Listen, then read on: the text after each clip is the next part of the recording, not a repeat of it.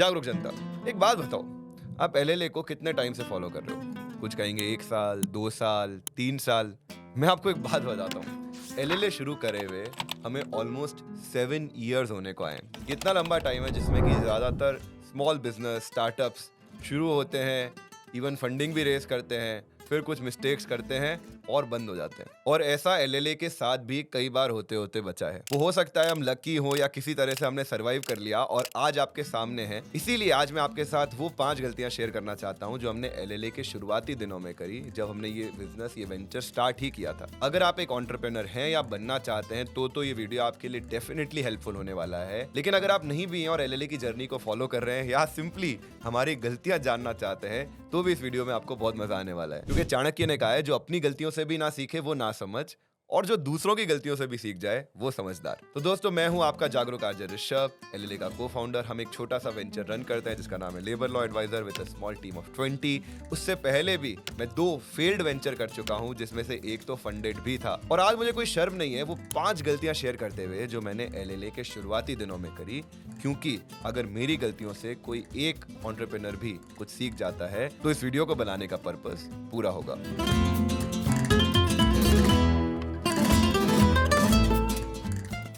This video is sponsored by Odoo, your one-stop platform for all the business needs, जिसके बारे में कुछ ही देर में बात करेंगे। एलएलए के शुरुआत करने के ऑलमोस्ट 3 इयर्स तक हमारी टीम में कौन था? मैं, मनदीप और 2 एडिटर्स। एलएलए भी वैसे ही शुरू हुआ जैसे ज्यादातर बिजनेस शुरू होते हैं। 2 लोग मिले और उन्होंने अपना एक वेंचर शुरू किया। जो लोग थे मैं और मनदीप। शुरू करने के ऑलमोस्ट 2 साल बाद हमने अपना पहला एम्प्लॉय हायर किया। ये वो पीरियड था जब हमारा पूरा फोकस था कंटेंट बनाने में, कुछ बिजनेस लाने में, पैसा अर्न करने में। और एक चीज जो हमने बुरी तरह से नेग्लेक्ट करी वो थी कंप्लायंस एंड अकाउंटिंग। सिंपली हमने एक जॉइंट अकाउंट बनाया और अपना बिजनेस शुरू कर दिया। आइडियली बिजनेस तो ऐसे ही शुरू करना चाहिए, एकदम एसेट लाइट। कई लोग करते हैं कि पहले बड़ी प्राइवेट लिमिटेड कंपनी बना देते हैं, फिर सोचते हैं बिजनेस क्या करेंगे। लेकिन एक चीज जो बिजनेस में कभी इग्नोर नहीं करनी चाहिए, चाहे किसी भी स्टेज का बिजनेस हो, वो है बेसिक अकाउंटिंग। क्योंकि सिंपली अकाउंटिंग प्रॉपर नहीं करने से हमको लगा लाखों रुपए का फटका।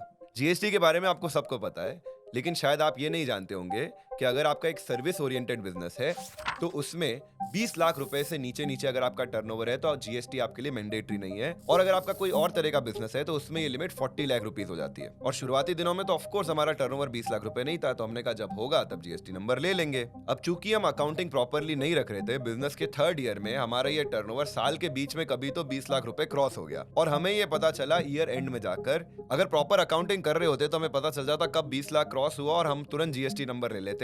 लेकिन इस केस में हमें पता चला साल के एंड में हमने पार्टी से तो जीएसटी कलेक्ट नहीं किया और फाइनली वो अमाउंट जीएसटी का हमें अपनी पॉकेट से भरना पड़ा, वो भी इंटरेस्ट पेनल्टी के साथ। और वो अमाउंट था 8 लाख रुपए का। इसलिए जब आप अपना बिजनेस शुरू कर रहे हैं तो बाकी चीजों में जरूर फ्रूगल रहें, लेकिन जब बात आती है कंप्लायंसेस की, अकाउंटिंग की, तो एक अच्छे कंसल्टेंट और एक अच्छे अकाउंटेंट, भले वो पार्ट टाइम ही क्यों ना हो, उसमें इन्वेस्ट करें। मेरे सेकंड वेंचर में भी, जिसके लिए हमने एक्सटर्नल फंडिंग रेज करी थी, उसमें हमने एक लोकल सीए को हायर करके हमारे जो भी फंड रेजिंग के कंप्लायंसेस थे वो करवा दिए, ये मानते हुए कि इसमें भाई बहुत पैसा बच रहा है। जो मुंबई दिल्ली के सीए हैं वो इतना चार्ज कर रहे हैं। बाद में जो उसने रायता फैलाया था, वो मिस्टेक सही करने के लिए हमको 10x अमाउंट लगा। कुछ 6-7 ऐसे रजिस्ट्रेशन कंप्लायंसेस हैं जिसके बारे में हर फर्स्ट टाइम एंटरप्रेन्योर को पता होना चाहिए। अगर आप चाहते हो उस पर भी एक मैं वीडियो बना दूं तो नीचे कमेंट में लिख देना 7। और वैसे ही हमारे पास बहुत सारे कमेंट आते थे, तो स्मॉल बिजनेस ओनर्स के लिए हमने एक प्रॉपर डेडिकेटेड टैक्स प्लानिंग का कोर्स भी लॉन्च कर दिया है, hacks to save tax course for small business owners, जिसमें on demand lectures, live Q&A sessions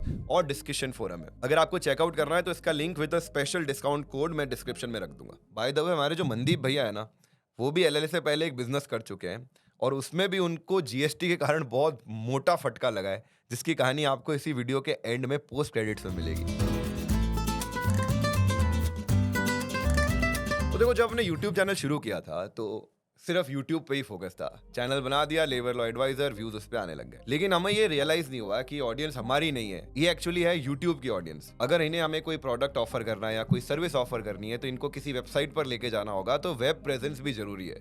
तो फाइनली जब ये 1-2 साल बाद रियलाइजेशन हुआ तो मेरे जो फादर की वेबसाइट थी, पुरानी कोई वेबसाइट पड़ी थी, esipfadvisor.com, हमने इससे बना दिया हमारी वेबसाइट और बायो वगैरह में डाल दिया। फिर बाद में हमने एलएलए का ब्लॉग लॉन्च किया, तो इसी वेबसाइट पे /blog लगा के वर्डप्रेस इंस्टॉल करके अपने ब्लॉग वहां पर लिखने लग गए।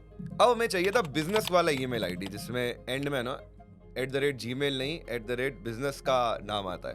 तो उसके लिए हमने सोचा एक पेरेंट एंटिटी बनाते हैं। पेरेंट एंटिटी का नाम क्या रखें? तो 1-2 दिन ब्रेनस्टॉर्म करके हमने एक कूल सा नाम डिसाइड किया, विटबॉक्स। इसका डोमेन भी खरीद लिया, witbox.in। हमारा कोई दोस्त था, उसने कोई गूगल का एक एक्सपायर्ड प्रोडक्ट है जिसपे बहुत नॉमिनल पेमेंट में आपको 10 ईमेल आईडी मिल जाती है गूगल वाली, वो भी लाइफ टाइम। तो हमने वो भी खरीद ली और मेरी, मनदीप की, सबकी ईमेल आईडीज जो थी वो ऐसी बन गई, rishabh@witbox.in। अभी भी यही चल रही है। अब लोग जाते थे विटबॉक्स वेबसाइट पर और वहां पे कुछ मिलता नहीं था। फिर हमने सोचा यार ऐसा तो नहीं चलेगा। तब हमने खरीदा laborlawadvisor.in और उस पे वेबसाइट पे कुछ कुछ डाल दिया, लेकिन अभी हमारे ईमेल तो विटबॉक्स पे ही चल रहे थे क्योंकि वो फ्री वाले थे। फिर हमने सोचा चलो कोर्स लॉन्च करते हैं। कोर्स की वेबसाइट हमने कुछ और अलग बना दी और वो हमने डोमेन खरीद लिया lpt.institute। वो भी पता है क्यों खरीदा? क्योंकि इसका पूरा नाम है LLA प्रोफेशनल ट्रेनिंग इंस्टीट्यूट। हमने सोचा किसी दिन ये यूनिवर्सिटी में कन्वर्ट हो गया तो फ्यूचर प्रूफ करने के लिए हमने डोमेन खरीद लिया। अब हमारा ब्लॉग तो चल रहा था ESIPF एडवाइजर वेबसाइट पे, हमारे ईमेल चल रहे थे विटबॉक्स पे, हमारी वेबसाइट बनी हुई थी laborlawadvisor.in पे और हमारे कोर्सेज थे lpt.institute पे।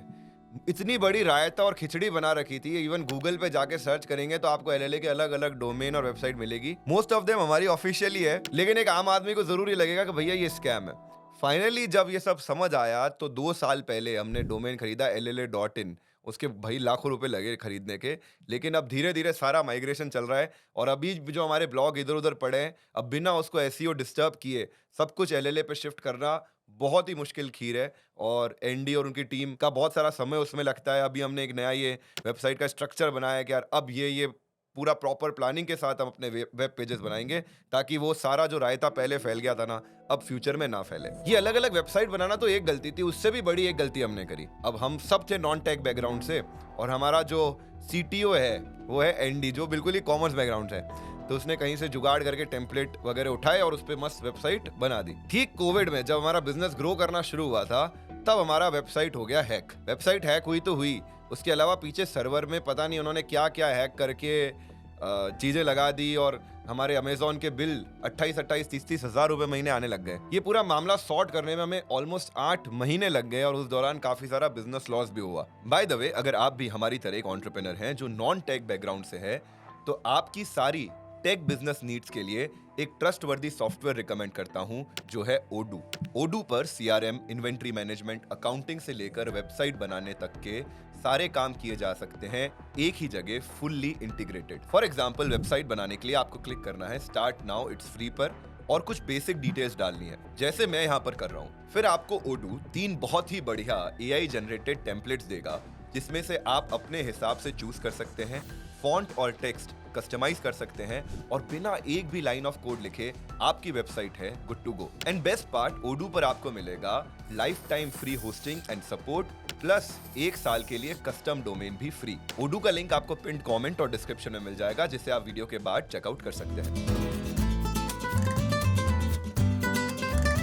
तो जैसा मैंने आपको बताया कि 2017 में हमने चैनल शुरू किया था और पहले ऑलमोस्ट 100 वीडियोस मेरे घर पे, मेरे छत पे, मेरे ड्राइंग रूम में शूट हुए हैं। उस समय ज्यादातर वीडियोस या तो फोन से शूट करते थे या फिर एक कैमरा था Nikon D3200। फोटोज लेने के लिए बढ़िया कैमरा था पर वीडियो में ऑटो फोकस नहीं था। तो एक बार अगर मैंने फोकस सेट कर दिया उसके बाद सब्जेक्ट को आगे पीछे होने की अनुमति नहीं थी। इस चक्कर में काफी वीडियोस आउट ऑफ फोकस बने। ऊपर से ये कैमरा हर थोड़ी देर में हीट अप हो जाता था। एक दिन तो मैंने आधा वीडियो शूट करवा के 10 मिनट के लिए कैमरा को फ्रीजर में रख दिया। और उस समय वीडियो रिकॉर्ड करने के लिए हमें चाहिए था पिन ड्रॉप साइलेंस, क्योंकि पंखे की भी आवाज अगर उसमें रिकॉर्ड हो गई तो मुझे पर्सनली बैठ के उसमें 4-5 स्टेप्स करके उसको क्लीन अप करना पड़ता था और वो फिर भी इतना अच्छा नहीं आता था। आज ये काम AI से चुटकियों में हो सकता है बट उस समय दिस वाज अ चैलेंज। तो हम मई जून की गर्मियों में पसीना बहा बहा के वीडियो शूट करते थे।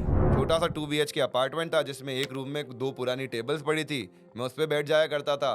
मनदीप अपने घर जाता था, वहाँ पे इसने बड़ा अपना PC लगा रखा था, वहाँ पे एडिट करता था। इवन दो मेरे दूसरे वेंचर का एक ऑफिस हमने ले रखा था बट कभी हमने सोचा नहीं कि यार LLA के लिए भी एक डेडिकेटेड ऑफिस हो जहाँ पे मनदीप रोज आए। कॉस्ट कोई मेजर इश्यू नहीं था क्योंकि रूम की जो रेंट थी ऑफिस में वो बहुत ही कम थी। It was more about a mindset कि क्या जरूरत है, घर पे ही तो सारा काम मस्त हो रहा है, रोज आने जाने में टाइम वेस्ट हो जाएगा। ऐसे करते करते 2 साल हो गए और 2 साल तक LLA एक पार्ट टाइम बिजनेस बना रहा। फाइनली अगस्त 19 में पहली बार मनदीप रेगुलर ऑफिस आने लगा और उसके बाद जो कर्व ऐसे धीरे धीरे चल रहा था वो एकदम से ऐसे उठा। बिजनेस में ग्रोथ तब आती है जब आप अपना थोड़ा सा काम डेलीगेट करके टीम हायर करते हो और जब आप किसी को इंटरव्यू के लिए बुलाते हो और वो इंटरव्यू आपके रूम में जहाँ पे एक साइड बेड लगा हुआ है, एक साइड 2 टेबल पड़ी है, वहाँ पे हो रहा है, तो कोई भी बंदा अनकंफर्टेबल हो जाएगा वहाँ पे ज्वाइन करने के लिए। लेकिन जैसे ही आपने एक छोटा सा सेटअप लिया, we are able to hire our first 2 employees, 2 editors हम हायर कर पाए। उसके अलावा कुछ छोटे मोटे कामों के लिए, बेसिक रिसर्च के लिए हमें 1-2 इंटर्न्स भी मिल गए। ये सच बात है कि आज की इस एज में आप दुनिया में कहीं से भी काम कर सकते हो, लेकिन फिर भी जब हमें शांति चाहिए होती है, मान लीजिए, तो हम कहाँ पे जाते हैं? हम मंदिर जाते हैं। प्रे या शांति तो हमें हर जगह मिल जाती है, लेकिन मंदिर जाके क्योंकि वहाँ हम जाते ही शांति के लिए। ठीक उसी तरह इवन दो फ्लेक्सिबल होनी चाहिए चीजें, लेकिन जब आप एक ऑफिस सेटअप में होते हो तो यहाँ पे आते ही आप काम करने के लिए हो, एंड दैट रियली हेल्प्स। तो मैं आपको ये कतई नहीं कह रहा कि बहुत ही फैंसी ऑफिस ले लीजिए, आज भी हमारा कोई फैंसी ऑफिस नहीं है, लेकिन एक डेडिकेटेड, भले एक रूम ही हो, एक डेडिकेटेड ऑफिस स्पेस आपकी बिजनेस ग्रोथ में और प्रोडक्टिविटी में 4 चांद लगा देगी।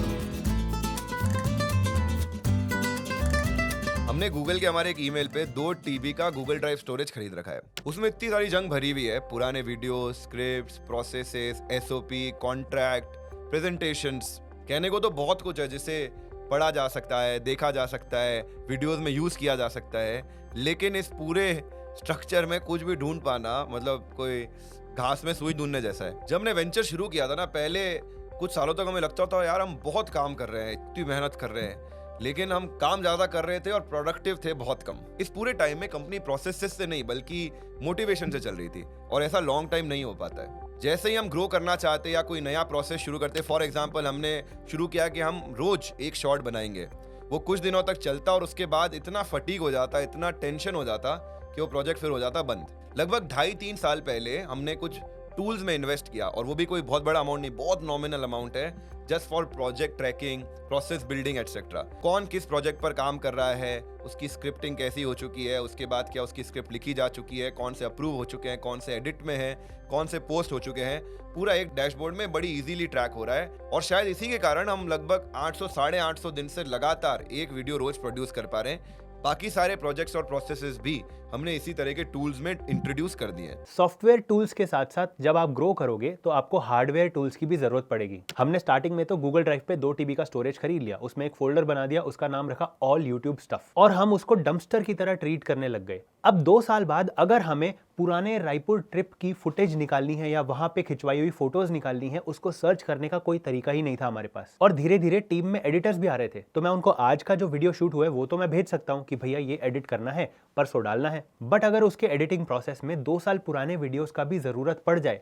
तो वो मैं आज बैठकर कैसे ढूंढूंगा। इस प्रॉब्लम को हमने सॉल्व किया हमारा छोटा सा खुद का एक सर्वर बना के, जिसको बोलते हैं NAS यानी नेटवर्क अटैच्ड स्टोरेज। ये एक सेंट्रल स्टोरेज यूनिट होता है, इसमें हमने हमारी सारी इंपॉर्टेंट फाइल्स एंड मीडिया को स्टोर कर दिया, और ये हम सबके PCs एंड लैपटॉप से कनेक्टेड है via LAN and also remotely. तो अगर आज किसी भी टीम मेंबर को 4 साल पुराना कुछ एक्सेस करना है, वो इजीली उसको नेविगेट करके चुटकियों में ढूंढ सकता है। बिजनेस की स्टार्टिंग स्टेज में आपको हो सकता है ये सब चाहिए ही नहीं, बट जब आप थोड़ा पैसा कमाने लगोगे तो आपको ये सोचना है इस पैसे को मैं कहां लगाऊं, जिससे कि जो मेरा करंट वर्कफ्लो है वो या तो और सुधर जाए और फास्ट हो जाए, या फिर 10 घंटे की चीज 2 घंटे में कैसे हो जाए। Use your revenues to improve your efficiency. तो बिजनेस ग्रोथ के लिए बहुत जरूरी है अपने सारे कामों को कुछ प्रोजेक्ट्स में बांटना, हर एक प्रोजेक्ट के हिसाब से एक प्रोसेस बिल्ड करना जो मोटिवेशन पे नहीं बल्कि रोज काम पर या हैबिट्स पर टिका हो। एंड लास्टली, हर प्रोजेक्ट की एक डेडलाइन होनी चाहिए, और अगर उस डेडलाइन पे काम नहीं भी हुआ है तो मीटिंग के बाद उस डेडलाइन को रिवाइज करते रहना चाहिए। आप में से कई लोग हमें पूछते हैं कि चैनल का नाम लेबर लॉ एडवाइजर क्यों है, क्योंकि हमने शुरू के 2 साल तक लगातार सिर्फ लेबर लॉज वीडियो बनाए। फिर एक पॉइंट पे जाके जब चैनल स्टैग्नेंट होने लगा तो हमें रियलाइज हुआ कि लोगों को लेबर लॉज की रिक्वायरमेंट रोज नहीं होती है, तो उन्होंने चैनल पर आए कुछ वीडियो काम के देखे, प्रॉब्ली सब्सक्राइब भी कर लिया, और उसके बाद वो रेगुलर इसे चैनल को नहीं देखेंगे। इसीलिए आज जब आप चैनल पर देखते हैं तो आपको प्राइमरली 4 तरह के वीडियोस मिलेंगे। लेबर लॉज और लॉ अवेयरनेस के तो वीडियो मिलते ही हैं, उसके अलावा पर्सनल फाइनेंस, टैक्सेशन और स्कैम अवेयरनेस, ये 4 प्राइमरी कैटेगरीज हमने LLA पे धीरे धीरे डिस्कवर करी। लेकिन यहाँ तक पहुंचने के लिए हमने और भी कई तरह के वीडियोस शुरू में बनाए। हमने वास्तु वीडियोस बनाए, हमने व्लॉग वीडियोस बनाए, हमने कॉमेडी वीडियोस बनाए, हमने बिजनेस एनालिसिस, फ्रेंचाइज एनालिसिस के वीडियो बनाए। तो इतने सारे एक्सपेरिमेंट करने के बाद हमें समझ आया कि हमारी जो प्राइमरी कोर ऑडियंस है ना, वो है एम्प्लॉइज की। हाँ, उनमें से कुछ लोग फ्रीलांसिंग भी करना चाहते हैं, उनमें से कुछ लोग बिजनेस भी करना चाहते हैं, उनमें से कुछ लोगों को टैक्सेशन के बारे में भी जानना है, उनमें से कुछ लोगों को इन्वेस्टमेंट, फाइनेंस के बारे में भी जानना है, और उन्हें स्कैम अवेयरनेस भी चाहिए। तो ये कुछ कैटेगरीज बाद में ग्रेजुअली डेवलप हुई विद एक्सपेरिमेंटेशन। तो ज्यादातर एंटरप्रेन्योर्स शुरू में या तो एक्सपेरिमेंट बिल्कुल ही नहीं करते हैं या कई बार बिना प्लानिंग के एक्सपेरिमेंट करते हैं, और बहुत सारे एक्सपेरिमेंट के चक्कर में भी जब एक किसी चीज को प्रॉपर अटेंशन नहीं मिल पाता है तो बिजनेस कोलैप्स होने का डर रहता है। Don't get us wrong, experimentation is very important. ज्यादातर सक्सेसफुल स्टार्टअप्स की जो आपको स्टोरीज पता है ना, हो सकता है वो एक्यूरेट ना हो। पता है क्यों? क्योंकि कोई भी शायद आपको ये नहीं बताएगा कि हमने बिजनेस तो ये करने के लिए खोला था, बट ये वाला प्लान चल नहीं रहा था, तो हमने हमारे बिजनेस को एंटायरली डिफरेंट डायरेक्शन में मोड़ दिया और इस डायरेक्शन में हमें सक्सेस मिल गया। फॉर एग्जाम्पल यूट्यूब, जिस पर आप ये वीडियो देख रहे हो, ये प्लेटफॉर्म ओरिजिनली एक डेटिंग वेबसाइट था। इंस्टाग्राम, जहां पर आज आप रील्स देखते हो, बहुत सारे फनी वीडियोस देखते हो, वो जब स्टार्ट हुआ था तो वो सिर्फ फोटोग्राफर्स के लिए स्टार्ट हुआ था, जहां पे लोग अपनी अच्छी अच्छी फोटोज कैप्चर करके पोस्ट कर सकते हैं। आज फोटोज का कितना सा शेयर रह गया इंस्टाग्राम पे वो आप जानते हो। नेटफ्लिक्स पहले एक ऑनलाइन डीवीडी रेंटल सर्विस था, वो बस ऑफलाइन डीवीडी स्टोर्स को compete कर रहा था। आप अपने घर पर बैठकर डीवीडी ऑर्डर करो और आपके डोर स्टेप तक आ जाएगी। Somewhere along the way a lot of businesses pivoted and that's when they found success, including अस। तो ये थी हमारी जर्नी की वो 5 मिस्टेक्स जो एलएलए के लिए काफी भारी पड़ सकती थी। क्या आप भी एक एंटरप्रेन्योर है और आपने ऐसी कुछ गलतियां करी है तो कमेंट में जरूर बताना। तो गाइस, जाते जाते चेकआउट जरूर करना पिन कमेंट एंड डिस्क्रिप्शन, जहां मैं आपको लिंक दे रहा हूं ओडू का, जिसमें आपको अपने बिजनेस मैनेजमेंट के लिए जो भी टेक सॉल्यूशंस चाहिए वो सभी कुछ मिल जाएंगे, और इसमें आपकी पहली ऐप हमेशा के लिए फ्री रहेगी। तो शुरू करते हैं। 2013 में मैंने जब 12th पास करी, मैं 18 साल का था। उस पॉइंट के बाद से मैंने भिन्न भिन्न प्रकार के जॉब्स करे और इवन 12th से पहले ही स्टार्ट कर दिया था। दोस्तों को ट्यूशन पढ़ाने लग गया था। पैसे नहीं मिलते थे, ऐसे ही पढ़ाता था, मजे आते थे। उसके बाद असली ट्यूशन टीचर बन गया मैं। Economics, business studies, mathematics, accounts, ये सब पढ़ाता था। और फिर बाद में दोस्तों को कैट और जैट की भी पढ़ाई करवाता था। फिर एक पॉइंट पे मैं फिटनेस ट्रेनर भी था, लोगों के घर जाके उनका वेट लूज करवाता था। सबका नहीं होता था बट ट्राई पूरा करता था। एक पॉइंट पे मैं फ्रीलांस ब्लॉग राइटर भी था, बहुत सारे आर्टिकल्स लिखे, गूगल पे रैंक करवाए, बढ़िया मजा आया। उसके बाद मैं बन गया वीडियो एडिटर और यूएस, यूके, इजराइल, एक और कंट्री था चाइना, इन सब जगहों के क्लाइंट्स के वीडियो एडिट करने लगा। साथ में अपने सिटी में मैंने लोकली फिल्म मेकिंग और फोटोग्राफी के जॉब्स भी लिए। जॉब नहीं, गिग्स। इन सब मल्टीपल जॉब्स में 2015 में मैंने बीच में एक और काम किया, ऑनलाइन हैंडीक्राफ्ट बेचने का काम। अब ये आइडिया मेरा ओरिजिनल नहीं था, पापा के अच्छे दोस्त हैं जिनका अच्छा हैंडीक्राफ्ट का बिजनेस है। मैं अंकल के पास गया और बोला, अंकल ये हैंडीक्राफ्ट के आर्टिकल्स मुझे ऑनलाइन बेचने हैं। अंकल ने कहा बिल्कुल बेचो। मुझे फोटोशूट नहीं करना पड़ा, अंकल ने सारे प्रोडक्ट्स का फोटोशूट मुझे दे दिया। मुझे प्रोडक्ट्स की डिटेल्स भी नहीं लिखनी पड़ी क्योंकि सारी प्रोडक्ट्स की डिटेल्स अंकल ने मुझे एज इट इज दे दी। ना मुझे स्टोरेज का झंझट था क्योंकि जब भी मेरा ऑर्डर आता मैं अंकल के पास जाकर वो सामान खरीदता और पैक करके लेबल प्रिंट करके पिकअप के लिए रख देता। बेसिकली कुछ भी खर्चा नहीं हुआ, सिर्फ पैकेजिंग मटेरियल खरीदने का खर्चा था। तो बहुत सारे प्रोडक्ट्स को फ्लिपकार्ट पे लिस्ट करके मैंने वेट किया ऑर्डर्स आने का। 2 साल से ज्यादा खींच दिया मैंने इसको, बट कभी भी किसी मंथ में 10,000 से ऊपर का प्रॉफिट नहीं बना। कुछ मंथ्स में तो जीरो रेवेन्यू था। और 20 साल की उम्र में मुझे नहीं पता था अकाउंटिंग और टैक्सेशन को भी मेंटेन रखना होता है। तब जीएसटी नहीं आया था, वैट चलता था, तो समहाउ सीए को थोड़ा बहुत इन्फॉर्मेशन बता के मैं वैट की रिटर्न्स भरवा लिया करता था। सीए ने भी दया खा ली थी कि यार हर महीने इसका 0 डाल के सबमिट करना है, इसके पैसे क्या लूं। उसके बाद आ गया जुलाई 2017 जब जीएसटी लॉन्च हो गया। और जीएसटी का रूल ये था कि अगर आप बुक्स बेच रहे हो तो आपको जीएसटी रजिस्ट्रेशन नहीं लेना, और अगर आपका टर्नओवर 10 लाख के नीचे है तो भी आपको नहीं लेना। अभी वो टर्नओवर लिमिट 40 लाख है। 10 लाख तो क्या, मैं 10 रुपए भी नहीं बेच पा रहा था, तो मैंने कहा मुझे तो बिल्कुल नहीं लेना पड़ेगा। बट एक और रूल था जो ये कहता था कि अगर आप ऑनलाइन 1 रुपए की भी चीज बेच रहे हो बुक्स को छोड़ के, तो आपको जीएसटी रजिस्ट्रेशन लेना ही पड़ेगा। तब मुझे लगा कि यार मेरा ऑनलाइन हैंडीक्राफ्ट का धंधा क्या पता कभी करोड़ों में चला जाए, तो जीएसटी रजिस्ट्रेशन ले ही लेता हूं और इस धंधे को बंद नहीं करता बल्कि और खींचता हूं। तो मैंने जीएसटी रजिस्ट्रेशन ले लिया और रजिस्ट्रेशन के लिए मैंने मेरे सीए को ही बोल दिया। अब उन्होंने क्या किया, अपने इंटर्न को बोल दिया। उस बंदे ने मेरा पूरा बिजनेस का जीएसटी रजिस्ट्रेशन कर तो दिया, पर उसमें ईमेल आईडी डाल दिया सीए फर्म का और फोन नंबर अपना पर्सनल डाल दिया। मुझे नहीं पता था ये कितनी बड़ी प्रॉब्लम क्रिएट करेगा मेरे लिए। बाद में मुझे पता चलता है कि जीएसटी में तो आपको हर महीने एक रिटर्न फाइल करनी है, हर क्वार्टर भी फाइल करनी है और हर साल में भी एक फाइल करनी है। भले ही आपने कोई सेल ना की हो तो आपको नील की रिटर्न भी फाइल करनी है। और इस काम के लिए मैं सीए की सर्विसेज अफोर्ड नहीं कर सकता क्योंकि पैसे ही नहीं थे। तो मैंने सोचा खुद ही फाइल करेंगे। मैंने लॉग इन करना चाहा तो ओटीपी चला गया सीए फर्म के ईमेल पर और जो इंटर्न है उसके मोबाइल नंबर पे। तो रिटर्न फाइल करना मैंने यूट्यूब से सीख लिया और पहले कुछ महीनों तक वो इंटर्न को मैं कॉल करके ओटीपी ले लिया करता था। बाद में उस बंदे का फोन नंबर बंद हो गया। फिर मैंने सीए ऑफिस में कॉल करना स्टार्ट किया, उनको रिक्वेस्ट किया कि आपके ईमेल पर मेरे जीएसटी का ओटीपी आया वो बता दीजिए। उन लोगों ने भी कोऑपरेट कर दिया, कुछ महीनों तक मैं भरता रहा। मीनवाइल मुझे कोई ऑर्डर्स भी नहीं आ रहे थे, हर महीने में 00 एंटर करके बस रिटर्न फाइल कर देता था। बट ये ओटीपी का झंझट मेरे लिए इतना पेनफुल था कि धीरे धीरे मैंने रिटर्न्स फाइल करनी बंद कर दी। कुछ टाइम बाद फाइल करना भी चाहा तो वो बंदे का फोन नंबर भी स्विच्ड ऑफ है और जो सीए हैं उनकी अनफॉर्चुनेटली डेथ हो गई थी। ऐसे करते करते मैंने करीब 24 महीनों की रिटर्न्स फाइल नहीं करी थी। तब तक 2019 आ चुका था, हमने एलएलए स्टार्ट कर दिया था। मैं बड़ा चिल था क्योंकि मुझे ये नहीं पता था कि हर रिटर्न का 20 रुपए पर डे के हिसाब से पेनल्टी लगता है और मैंने 24 रिटर्न नहीं भरी थी। ऑल दिस वाइल मैं ये सोच रहा था कि एक दिन अपना जीएसटी का ओटीपी डाल के लॉगिन करूंगा और एक साथ सब में 00 डाल के सबमिट कर दूंगा, हर महीने नहीं भी भरूंगा तो चल जाएगा। जब ये पेनल्टी का पता लगा तो नंबर जा रहा था 1 लाख के ऊपर और मेरे पास 100 रुपए भी नहीं होते थे जेब में। अब मैं बैठ के सोच रहा हूँ, बहुत गंदा डिप्रेशन आ गया था। मैंने कहा पापा को बताऊं, पार्टनर को बताऊं, किसको बताऊं, जिसको भी बताऊंगा वहां से जूते पड़ेंगे। तो मुझे अच्छे से याद है फाइनेंस मिनिस्टर ने सितंबर 2019 में 15 दिन का एक पीरियड दिया था और कहा था कि जिस जिस पर्सन ने अपनी पुरानी जीएसटी रिटर्न्स फाइल नहीं करी हैं इन 15 दिनों में कर दो तो आपको पेनल्टी नहीं लगेगी। उस समय मैं जागा, फटाफट सीए ऑफिस में फ़ोन किया, किसी लड़की ने उठाया। मैंने उनको बहुत रिक्वेस्ट किया, मैंने कहा करीब आपके पास 24 से 30 ओटीपी आएंगे, तो प्लीज़ आप इरिटेट मत होना, एक काम करते हैं आप घर चले जाओ, मस्त डिनर वगैरह कर लो, एकदम चिल हो जाओ, तब मैं आपको फ़ोन करूंगा।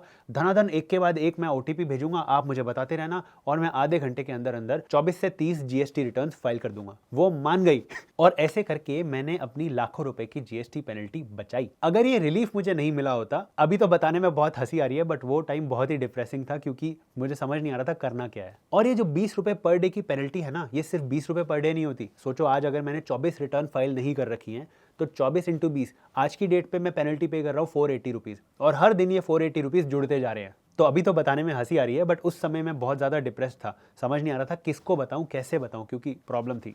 अभी तो और है। अब वो सारी रिटर्न्स फाइल करने के बाद मैंने डिसाइड किया कि भैया मुझे नहीं करना बिजनेस, मुझे नहीं चाहिए मेरे नाम पे GST. How can I cancel my GST registration, क्योंकि हर महीने मुझे ये रिटर्न्स भरनी पड़ती हैं। तो एक दूसरे सीए से कंसल्ट करके मैंने जीएसटी रजिस्ट्रेशन कैंसिल करवा दिया और मेरे पोर्टल पे स्टेटस भी कैंसल्ड शो होने लग गया और मेरे पास एक कैंसलेशन का सर्टिफिकेट भी आ गया। मैं बहुत ही खुश। मैंने उसके बाद से जीएसटी में कभी लॉगिन ही नहीं किया। बाद में मुझे कहीं से तो तुक्के से पता चलता है कैंसलेशन के बाद विद इन 3 मंथ्स आपको एक जीएसटीआर 10 फाइल करनी पड़ती है which is the final return of GST. मेरे को बहुत तेज गुस्सा आ गया, सरकार पे ही आ गया। मैंने कहा यार जब आपने मुझे वो लिख के दे दिया कि आपका कैंसिल हो गया और मैं एक लड़का हूं जिसको जीएसटी का एबीसीडी भी नहीं आता, तो ये मुझे कैसे पता चलेगा कि एक और बार उसमें लॉगिन करो और एक और बार रिटर्न भरो। मुझे तो लगा मेरा अकाउंट लॉगिन ही नहीं होगा। अब क्योंकि वो भी एक रिटर्न ही है तो उसकी भी अलग पेनल्टी चले जा रही है। फिर कुछ टाइम बाद उसको भरा और उसके बाद इस प्रॉब्लम से मुझे छुटकारा मिला। अब इससे आपको एक कंक्लूजन तो ऑब्वियसली मिल ही गया कि जो काम आपके बस का नहीं है वो किसी और से करवा लो, खुद पंगे मत लो। दूसरा एक सैड रियलिटी है, it's about ease of doing business. I am sure 2015 से कंपेयर करें तो आज तो काफ़ी इंप्रूव हो चुका है, बट मुझे ये फैक्ट पसंद नहीं आता कि जब इंडिया यंगेस्ट कंट्री है, हमारे यहाँ पे जवान लोग बहुत ज़्यादा हैं और अगर वो कुछ करना चाहते हैं, बिजनेस वगैरह करना चाहते हैं, और हो सकता है कि किसी के पास पैसे ना हो, मेरे पास बिल्कुल पैसे नहीं थे, तो मैं कैसे करूँगा बिजनेस क्योंकि मेरे लिए चैलेंजेस इतने ज़्यादा हैं। खैर वो बात किसी और वीडियो में। आप बताओ आपको स्टोरी कैसी लगी। मिलते हैं आपसे एक और नई वीडियो में, तब तक के लिए बाय बाय।